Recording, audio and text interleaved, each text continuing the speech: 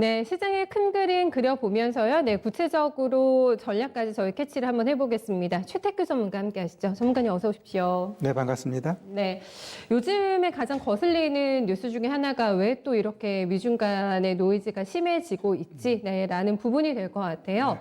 계속해서 뉴스가 팔로업이 되고 있는데 분위기 더 안 좋아진다고 봐야 됩니까? 오늘도 좀 그러네요.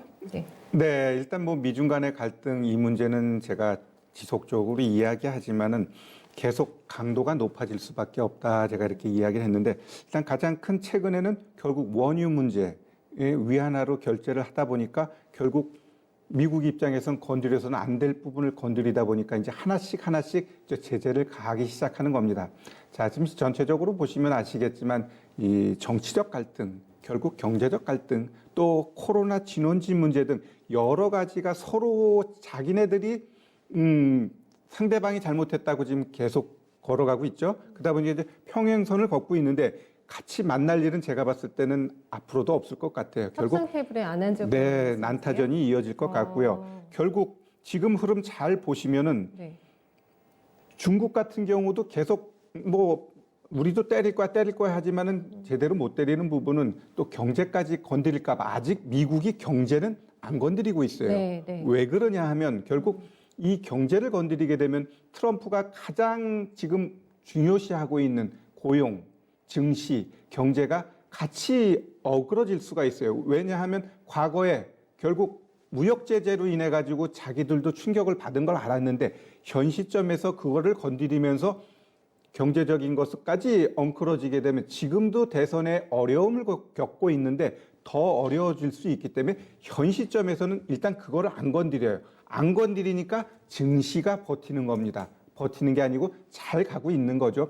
이전처럼 미중 간의 갈등이 격해지게 되면 우리 시장 지금처럼 올라가지 못합니다. 올라가는 이유는 결국은 경제를 뺀 나머지 부분만 갖고 싸우다 보니까 주식시장이 이렇게 견조하게 움직이고 있는데, 자, 그렇다고 하면 이러한 때리기 전략은 제가 봤을 때는 그 대통령 선거 있죠? 11월 3일 그 전후로 해가지고 아마 제대로 때릴 것 같습니다. 트럼프 입장에선 뭔가 돌파구가 나오지 않는다고 하면은 결국 중국을 경제까지 건드리면서 나아갈 수 있어요. 그러면은 어차피 트럼프의 입장에선 안 된다 그러면 경제가 엉클어지더라도 대선 되는 게 목적이기 때문에 그러면 가장 아킬레스건인 경제를 건드려서 민심을 다시 한번 잡겠다라는 거거든요. 그러면 우리 주식 입장에서는 굉장히 큰 데미지가 될 수 있어요.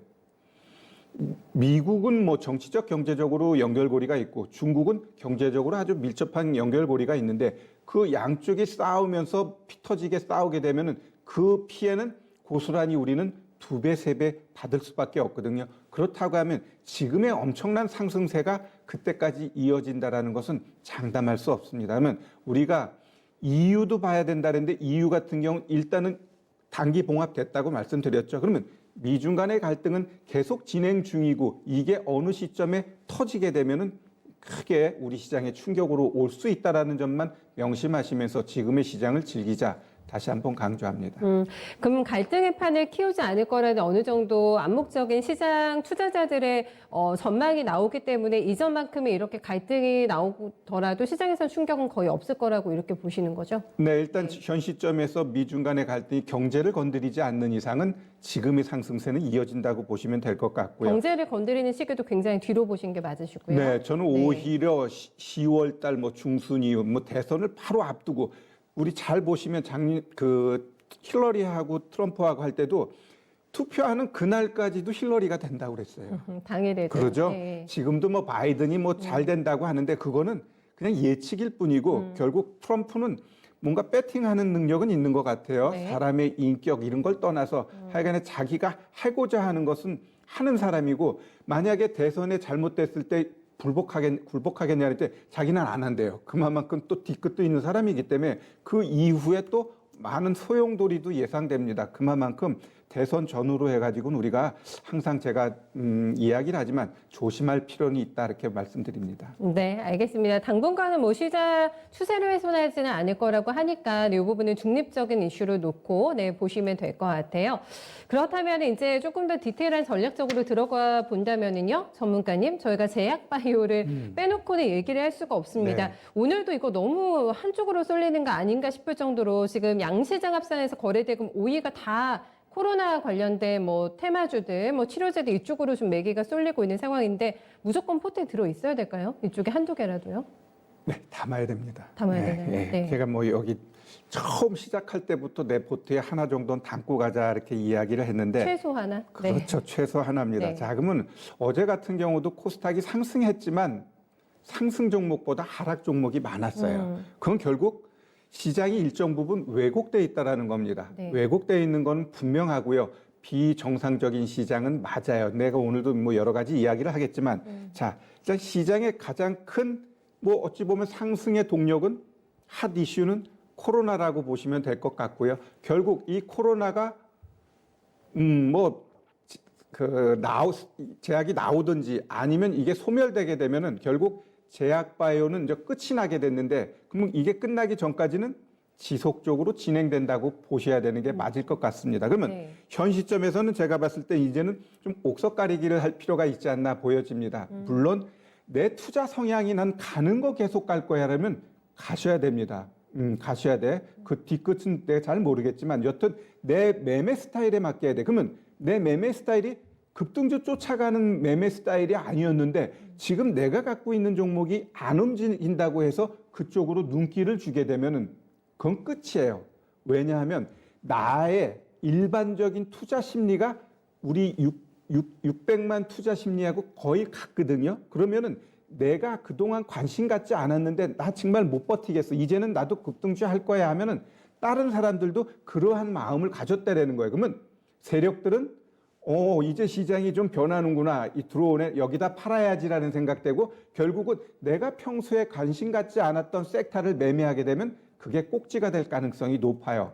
자, 그렇다고 하면은 이도저도 아니라고 한다면 어떤 식으로 해야 되나? 한번 역발상에 대한 제가 제안을 한번 해드려 보겠습니다. 자, 작년 겨울에 많이 더웠어요. 그러면은 결국 올 여름에는 병충해 이런 거에 대한 우려를 해야 돼요. 옛 어른들이 겨울이 따뜻하면 여름에 병충해가 기승을 부린다 이런 얘기를 많이 하는데 최근에 그런 게 좀 보여요. 등산 가는 분들이 나무에서 많은 병충해들, 막 이상한 벌레들이 창궐하는 거를 뉴스에 좀 자꾸 나오고 있죠. 이렇듯 이러한 것들이 시발점이 된다고 하면 결국 올 여름도 또 장마 끝나면 더워진다고 하면은 농작물 피해 아니면 병충해 피해 이런 것으로 인한 우리가 좀 종목별 대응도 필요한데 그러면 제약바이오가 아닌 한번 우리 비료 관련된 종목을 한번 보면서 그거에 대한 방향을 제가 한번 잡아보겠습니다. 뭐 비료하면은 일단 조비 같은 경우 종목도 가장 뭐 대표적인데 지금 보시면은 잘 올라갔어요. 그러면 이 잘 올라간 데에서 쫓아가는 게 아니에요. 우리가 이 종목을 보는 건 결국 8월, 9월을 대응한다면 이 종목이 올라간 이후 내려오는 자리 제가 봐서는 한 2만 1,000원 여기까지는 아마 내려올 겁니다. 그러면 지금 사는 게 아니라 기다리자 이거죠.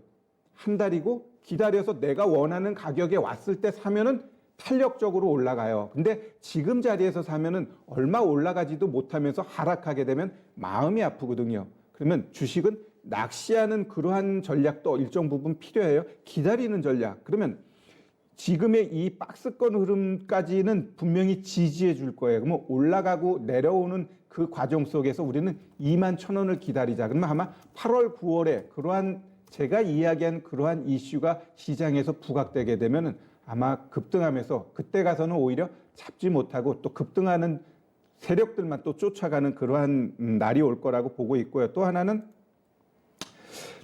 경론 같은 종목도 보시면 어때요? 좀 추세 타고 올라갑니다.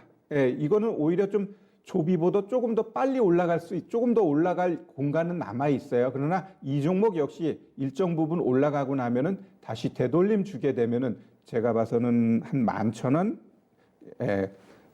13,000원이네요. 13,000원까지 조정 왔을 때 한번 매수하게 되면은 아까 그 조비처럼 좋은 결과가 있지 않을까 좀 예상이 돼서 오늘 한번 두 종목 제시해 드리도록 네. 하겠습니다. 이쪽 대응하시는 분들은 아마 겁이 많이 나시겠죠. 신규 접근하시는 데 있어서는. 그래서 이제 뉴페이스를 더 찾으실 것 같고 가격 부담이 조금 덜한 쪽. 오늘 뭐 코아스템 같은 경우 루게릭 관련해가지고 상한가를 지금 내고 있는 상황이고요. 지금 CMO에 대한 주목도가 높은 것 같아요, 전문가님. 뭐 치료제라든가 백신 개발에 좌초가 될 수가 있기 때문에 차라리 CMO 쪽에 대한 투자가 안전하다 이런 인식도 조금 있는 것 같아가지고 이쪽도 조금 점검 한번 더 해주세요. 제가 봤을 때는 이 제약바이오 쪽에서 좀 덜 올라가고 지금 이슈가 되는 종목은 한 번 올라갔죠. 네. 그러면 되돌림 주면서 눌린 구간에서는 한 번 더 배팅이 나와요. 그러면은 뭐 오늘 같은 날 한번 좀 올라갔던 코아스템 한번 보겠습니다. 그러면 코아스템도 한번 보면 상한가라 지금 잡고 싶으셔도 못 잡으시는 상태이신데. 그렇죠. 그러면 이거 갖고 계신 분에 대한 전략만 먼저 드리자면 얘가 이제 월요일 날 갭 떠서 갈 겁니다. 자, 그러면 갭 떴을 때 제가 말씀드리고 싶은 갭 떴을 때 일단 절반 차익해야 돼요. 절반 차익하고 갭 뜬 상태에서 1%, 2% 살짝 조정은 가능해요. 거기까지는 익절 안 잡으셔도 되는데 2% 이상 하락하게 되면 그냥 거기서 익절해 버리는 게 맞고요. 마지막 익절자리는 오늘 종가를 깨서는 안 됩니다. 그러면 마지막 이 종가를 깨지 않는 그 순간까지는 일정 부분 작은 물량은 보유하면서 한 번 더 상승을 보아도 된다. 일단 상한가 한 번 간 종목이 어지간해서는 죽지 않아요. 개파락하게 되면 그건 좀 문제가 되지만 한 번 더 갭 떠서 가게 되면은 추가적으로 조정 주고 한 번 더 갈 수 있으니까 그러한 취지에서 이 코아스템은 좀 보시면 될 것 같고요. 뭐 이전 고점 다 올라갔기 때문에 근데 뭐 큰 그림 월봉 보면은 어느 정도 추가적인 상승 공간은 열려 있어요. 그래서 이 종목 보시면은 이전 고점 한 28,000원까지는 조금 더 한번 열어놓고 보셔도 될 것 같습니다. 조정 시. 네, 알겠습니다. 자동차 쪽도 오늘 문의 저희한테 많이 주고 계시거든요. 네. 코로나를 이겨낸 실적이다라는 평가를 받고 있습니다. 특히나 요즘에 워낙에 정의선 부회장이 열심히 움직이고 있기 때문에 미래에 대한 모멘텀, 뭐 곡간도 풍부하다라는 제목의 레포트도 오늘 나오고 이랬거든요. 추세 쪽으로 봐도 이제는 괜찮을까요? 자동차 쪽이요? 네, 일단 완성차가 근본적인 실적이 개선되는 시기는 아니거든요. 일단 지금 기대감으로 가는 것 같아요. 지금 우리 정혜성 부회장 같은 경우 삼성, LG, SK 우리 굵직굵직한 기업들과 같이 전략적으로 미팅하면서 어떻게 보면 미래에 대한 비전을 보여준 겁니다. 우리 이렇게 갈 거니까 지금 코로나로 인해서 조금 어려움은 있지만 더 큰 그림에서 우리는 이전과 다르게 이전에는 우리 그룹끼리 뭔가 알력을 보여줬다면 지금은 서로 윈윈하는 전략으로 우리 간다라는 보여주는 건 결국 우리나라는 물론 기업한테도 제가 봤을 땐 매우 긍정적인 시그널이라고 생각합니다. 네. 자, 따라서 제가 봤을 때는 지금 과정에서 추가적인 상승 어느 정도는 가능한데 우리가 여기서 하나 짚어봐야 될 부분이 있어요. 네. 자, 지금 보시면은 최근에 수출 실적이 최악이라고 합니다. 최악. 그러니까요. 네, 그죠? 몇몇 기업이 좋은 것으로 인해서 전체적으로 좋은가라는 착시 현상이 지금 시장에 팽배해 있는데 절대 그렇지 않다라는 거죠. 지금 상반기에 우리 파산 신청한 기업이 국내 기업만 522개라고 합니다. 예. 미국 같은 경우는 3,600개가 파산 신청을 했대요.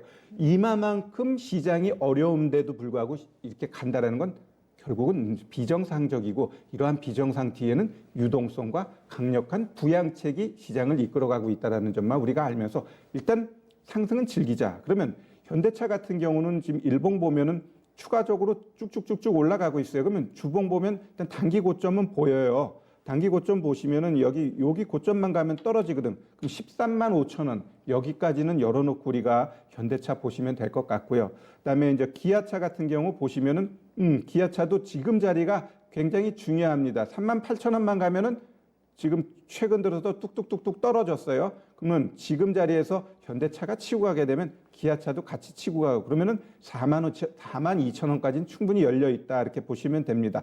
제가 모 방송에서 현대위아에 대한 종목 리뷰를 한번 해드린 적이 있는데 완성차가 결국 추가적으로 상승하게 되면 이 현대위아 역시 지금 자리 예쁘게 만들어 나가고 있거든요. 그러면은 일단은 4만 2천 원까지는 충분히 열어놓고 보시면은 이 종목도 거기까지는 올라가고 추가적인 상승은 네, 일단 완성차가 꼭지 만들면 이 종목도 가다가 꺾일 가능성이 있으니까 단기적으로 한 42,500원 정도만 보고 대응하자 이렇게 좀 말씀드리겠습니다. 네, 그렇다면 오늘 장 큰 그림은 어떻게 그려주시겠어요? 네, 일단 코스닥 800 터치했죠. 네, 코스닥 아직 배 고프다.